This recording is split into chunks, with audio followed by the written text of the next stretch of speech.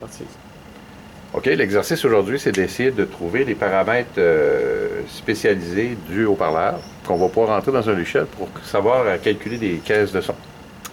Donc, la première chose qu'il faut savoir, c'est que les facteurs de qualité, les trois facteurs, il y a QES, qui est le facteur électrique, la qualité électrique, ton facteur de qualité mécanique, dans le fin fond, ta suspension est plus raide, moins raide, le cône est plus pesant, moins pesant. Donc, on ne peut pas appliquer ça à tous les types de haut-parleurs. Puis à la fin, quand on combine le facteur électrique avec le facteur mécanique, on obtient ce qu'on appelle le Total Quality Factor, ou le QTS. QTS, c'est total, c'est-à-dire qu'on combine les deux facteurs ensemble, puis on obtient une règle de calcul pour entrer dans le logiciel. Le problème, c'est qu'on a un haut-parleur ici qu'on n'a aucune spécification, fait qu'on essaie de trouver les spécifications QES, QMS, et éventuellement trouver le QTS, puis d'autres paramètres aussi, exemple la souplesse de l'air qui serait équivalente à la suspension. Fait que pour faire ça, on va relier le générateur au haut-parleur pour traduire le générateur qui donne un signal AC en millivolts en ohms. Parce que ce qu'on veut savoir, c'est la courbe d'impédance du haut-parleur. La courbe d'impédance, on va la traduire par le fait que chaque millivolt va valoir un ohm. Mais ça va nous prendre une calibration. Donc, on a mis une résistance de 1000 ohms. On a mis une résistance de 10 ohms. Fait qu'on va appliquer le générateur ici, puis on va aller mesurer avec le multimètre sur la 10 ohms pour aller chercher 10 millivolts. Chaque ohm va correspondre à un millivolt. On appelle ça la période de calibration, donc on va le commencer. Vous avez un générateur de fréquence en mode alternatif, onde sinusoïdale. On va raccorder la masse ici. On va raccorder le côté positif du générateur à la résistance de 1000 ohms. On va installer un multimètre ici pour aller mesurer la chute uniquement sur la résistance. Disons, pourquoi qu'on a mis la 1000 ohms? C'est parce que le générateur, lui, descend à 10 millivolts, c'est très difficile pour lui. Fait qu'on met 1 volt à peu près crête à crête pour obtenir le 10 millivolts. L'atténuateur n'est pas suffisamment bas pour aller chercher juste 10 millivolts. Fait qu'on va raccorder le générateur, le multimètre en AC avec des cavaliers. On fait notre mesure en RMS. On aurait pu faire la mesure avec le oscilloscope. Le seul défaut, c'est que les fréquences vont être très basses pour tester l'haut-parleur. Fait que l'oscilloscope, je ne sais pas si on peut voir l'oscilloscope, mais les ondes vont être très difficiles à lire, parce que la fréquence est très basse. Mais tandis que le multimètre, si on le met en mode RMS, lui, il va garder une précision jusqu'à 1 kHz. Fait qu'on pourrait être à 5 Hz, puis il va donner quand même une précision raisonnable. Vous voyez, ici, on est déjà calibré à 10 millivolts parce qu'on avait fait la précalibration, mais si je bouge l'amplitude du générateur, le contrôle d'amplitude, vous voyez que son amplitude change. On va le calibrer à 10 à une fréquence normalement de... C'était quoi la fréquence? 60 Hz. On va l'ajouter à 60 Hz. On va le calibrer à partir de ça. Même si on n'est pas exactement à 60 Hz, le multimètre est optimum dans sa mesure à 60 Hz puisqu'on parle d'RMS. Hein? Vous saviez que à 60 Hz, c'est ça le calibre, le fameux calibre à 0.707 de la mesure. Hein? Il se fait là. On alterne entre 9 et 10, ça veut dire qu'on est à 9.5 à peu près. Fait qu'on va juste essayer de l'ajouter pour qu'il arrête de flasher entre 9 et 10. Pour ramener 10 comme valeur. C'est délicat comme ajustement. On tend 10.5 et 11.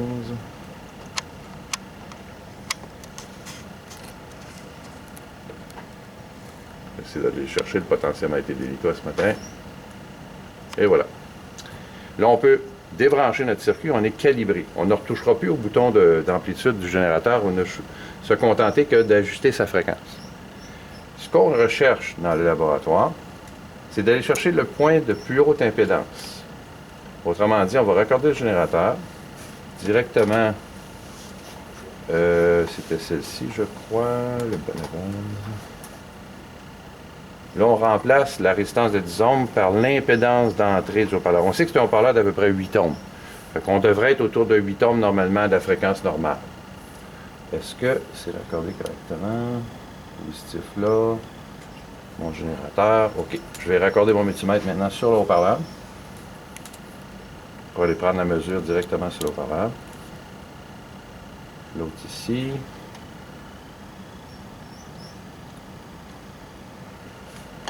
Vous voyez, je suis redescendu à 5 ohms. En fait, c'est des millivolts qu'on mesure, mais chaque millivolt vaut un ohm. Donc, à 60 Hz, on est à 5 ohms. Ce que je vais faire, c'est que je vais descendre à la fréquence minimale. Je vais descendre le générateur à sa fréquence minimale. Notez l'impédance du haut-parleur. En fait, c'est plus la résistance du fil électrique de la bobine, parce que je suis rendu à 0 Hz, pratiquement. Fait qu'on a à peu près 2 à 3 ohms de résistance de fil. Là, ce qu'on cherche à faire, c'est que je vais augmenter la roulette jusqu'à temps que j'atteigne le plus haut pic de résonance. On appelle ça le FS, ou la fréquence de résonance. On va accélérer la vitesse au niveau SIC. On va observer les lectures. Les lectures vont se mettre à augmenter. 4 ohms, 5 ohms, 6 ohms. On cherche le plus haut pic. On commence dans la courbe. On est presque rendu à son sommet. Là.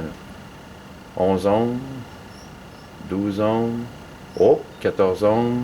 Puis si je continue à monter la fréquence, regardez, il s'est comme stallé à 14, puis il descend à 3, 13.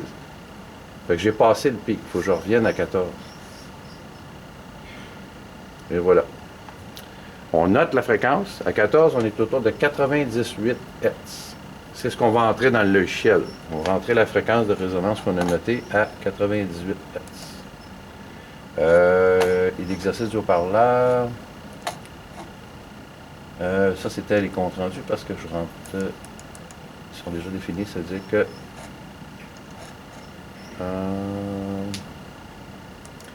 C'était le précédent, je crois, l'entrée de données. Là. On le rentrait dans l'entrée de données ici, 98 Hz. Le but du laboratoire, c'est qu'on va reproduire la courbe 2 fois. On va le reproduire avec sa charge utile tout simplement à l'air libre. Puis l'autre partie du laboratoire, c'est qu'on va ajouter des 5 sous. Pourquoi on va ajouter des 5 sous américains? C'est que chaque 5 sous américain pèse exactement 5 grammes. Puis ils sont non magnétiques. Donc, parce qu'il y a un effet magnétique qui peut se reproduire. Donc, on va mettre des 5 sous. On va rajouter autour de 30 grammes. Ce que ça va faire au haut-parleur, c'est que là, la masse du cône étant plus élevée, ça va faire décaler la courbe.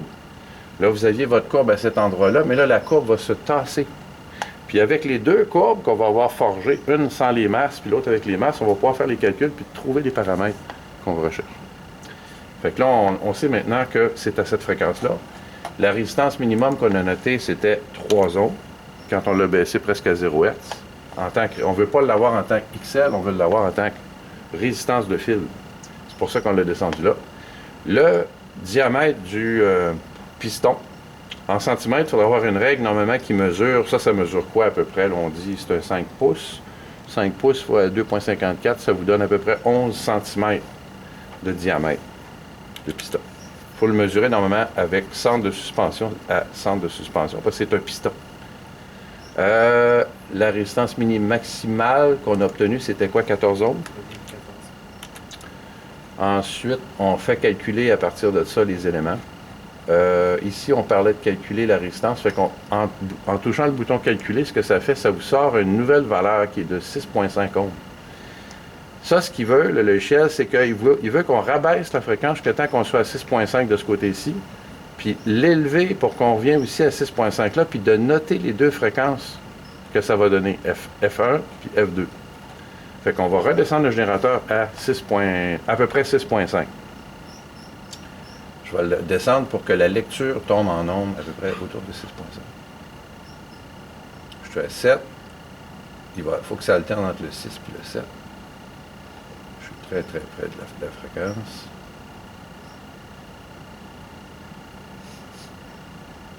Il ne commence pas à clignoter, mais ça ne sera pas long.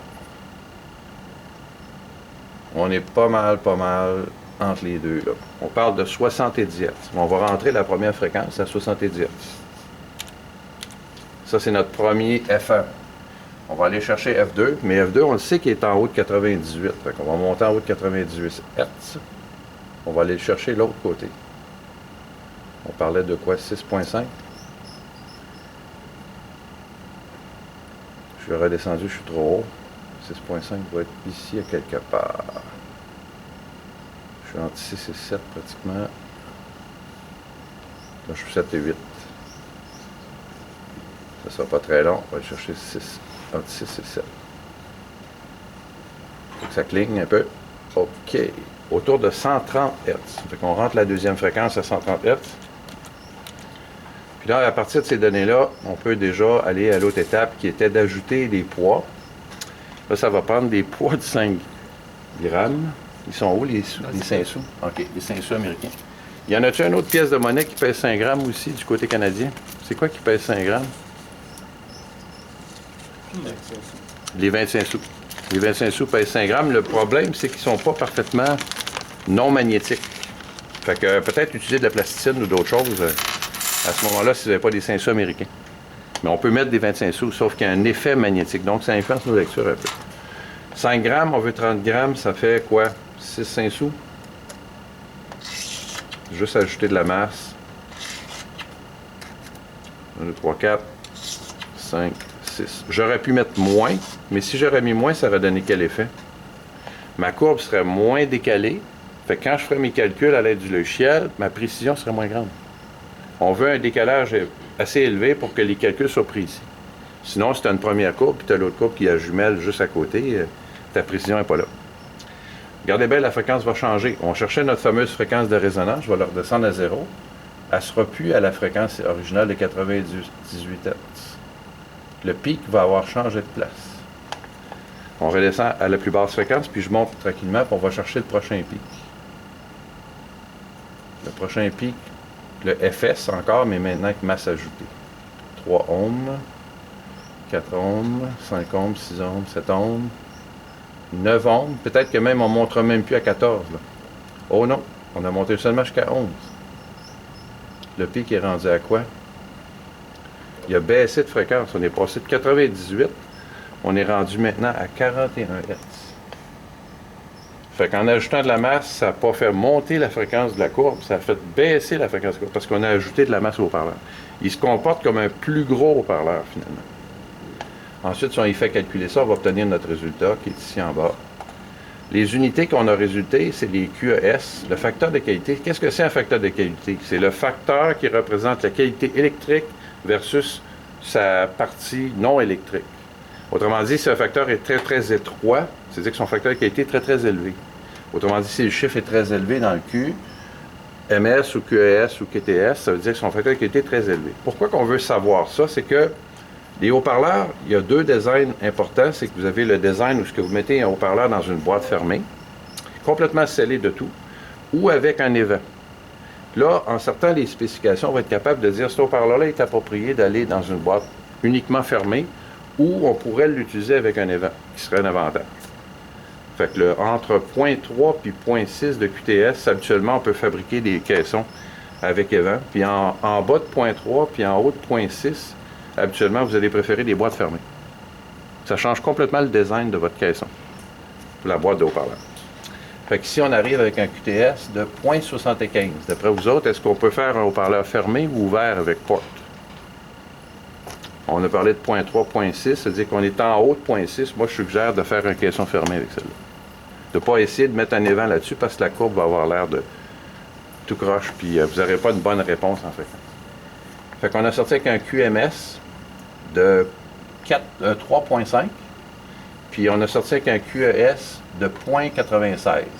Comment ils sont arrivés au facteur QTS? C'est qu'ils ont fait le parallèle des deux paramètres. Vous savez, quand on avait des résistances parallèles, on faisait un sur X de la première résistance, puis un sur X de la deuxième résistance. Pour obtenir la conductance totale, c'est le même calcul ici. On prend un QMS, on fait un sur X sa valeur, plus QES, on fait un sur X sa valeur égale, puis on le remet sur 1, puis on obtient le Quality Total Factor. Fait que ça veut dire qu'on a combiné des facteurs mécaniques avec des facteurs électriques pour obtenir le résultat final. C'était le but de l'exercice, en fin de compte, pour sortir cette fiche-là qu'on peut rentrer maintenant dans un logiciel, puis tracer la courbe de réponse pour voir si ça va bien aller dans des volumes donnés ou avec évent ou pas d'évent. Voilà, c'était ça la démonstration. Merci.